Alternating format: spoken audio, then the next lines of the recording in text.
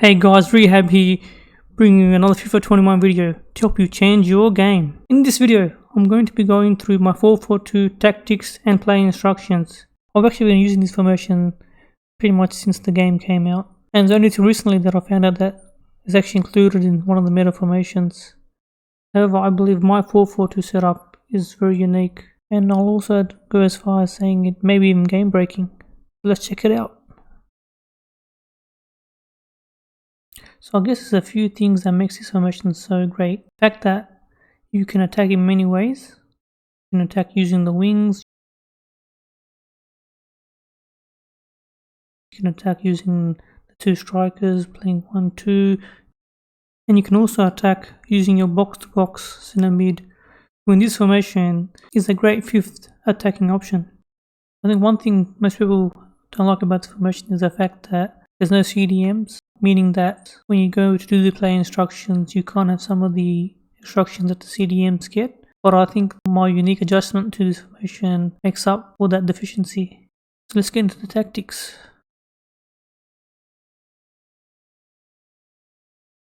So this is what I start off with. This is the formation I stick to throughout the whole game. And the only time I will probably change tactics is when I'm losing from the 70th minute, probably going to more of a constant pressure defensive style. Otherwise, I just stick to this formation pretty much all game. Because, look, you can become defensive. All you're doing is just inviting on more pressure on your defense, giving more time to the opponent on the ball. Whereas, as you can see, the way I use the 4-4-2 is play a very high line. So the width is just 4 and the defensive style is balanced. The reason why I don't do pressure on heavy touch or obviously constant pressure, because sometimes pressure on heavy touch can cause your players to push up when you don't want them to push up, creating a lot of space in behind your defense. Whereas I like to be more in control of when my players push up. The same goes for press after possession loss. It's the same issue, especially if your player knows how to take advantage of, as soon as you lose the ball, they know that your team's gonna press and they can just do a quick counter and team will be out of position. And constant pressure obviously it usually takes too much stamina and drop back. Look, I know a lot of people think it's the meta. I personally disagree because you're dropping off your opponent, giving them more space. Some people might enjoy, the whole team parked in the bus. I don't enjoy playing that way. I like winning the ball in midfield, making sure my opponent doesn't even have the chance to get inside my 10-yard box. So the depth is what makes this formation setup so great. If you're someone who's used to playing lower depth, I definitely think you should at least give high depth a try. I know some people may think 7 depth, that's a bit, it's a bit risky, leaves a lot of space in behind. As I'll show you through some of the gameplay. Defensively, it's actually a great tactic. As you can see in this clip here, my opponent has the ball with Suarez. He's waiting for the left wing back to make a run. But as he begins to make the run, my defensive line stops because of the 7 depth at this line, causing his left wing back to become offside before he's even ready to make the pass to him. So what the 7 depth is actually doing here, stopping your defensive line to being pushed back inside their own box, and it stops the attacking players from receiving the ball inside the box and then being able to shoot or dribble around and finding easy goal scoring opportunities. So my offense is pretty standard.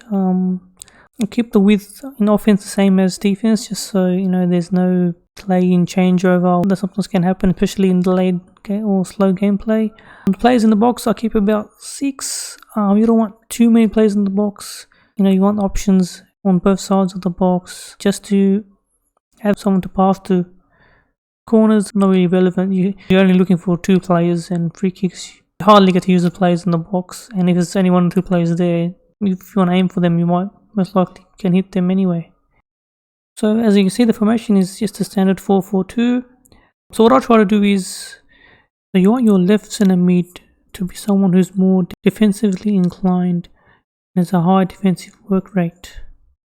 And beside them, you want to have a box-to-box center mid who has high attacking and high defensive work rates, and most preferably decent defensive stats. I personally prefer to have my left wingers be left-footed, but I'm struggling to find a good usable winger that's also a striker. So for the time being, I'm using Martial. Look, up front, it's just more about agility and pace and having rocket off his shot. And as you can see on the right, I prefer to have a right footer. And because I'm playing very high depth, you definitely need to have a very quick defense. Centre back should be above 80 pace, and your left back, right back, especially in this stage of the game, should be at least 90 pace. And I definitely would have shadow on all my defenders. So let's move on to the instructions. So I'll start off from the defense. So my instructions are pretty symmetrical. The left side is the same as the right side. As you can see, I have my left back on stay back while attacking. The right back is the same, and everything else is default. You can see the same for the right back. For my left mid, which is also the exact replica of my right mid, I'd have defensive support on just default. Chance creation I do cut inside, because sometimes you don't want your player to always be on the wing. You want him to get involved. You want him to come inside. So support on crosses, get into the box for the cross, I think is a very crucial part of this formation. So what this does is, when your right wing has the ball, your left mid will push into the box for a header. Most likely a volley, because they're not great headers of the ball. The game breaking part of my formation setup, and what I do, I'm not sure many other people do the same. I have my more defensively inclined centre mid on drop between defenders. So this means if 5 of my attackers near the opponent's box, my CDM will always be there in front of my back 4, ready to defend. Everything else is default, but as you'll see in everyone's formation setup, centre mids are always covering the centre, because as you already know, the left back, right back are staying back, so they need more support on the wing.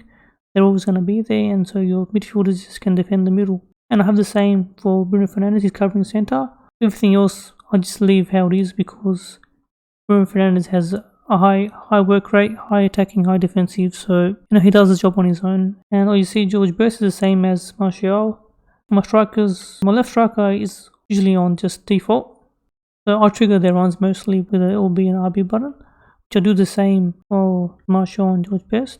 Sometimes I feel that having strikers on both on getting behind can be annoying, because they can just be rushing in behind and then always being offside instead of being there to receive the pass and turn and pass, or help you build up. So look, I always have just one getting behind. You don't want them both to push and be rushing in behind, because you want one to receive the ball, the other to make the run.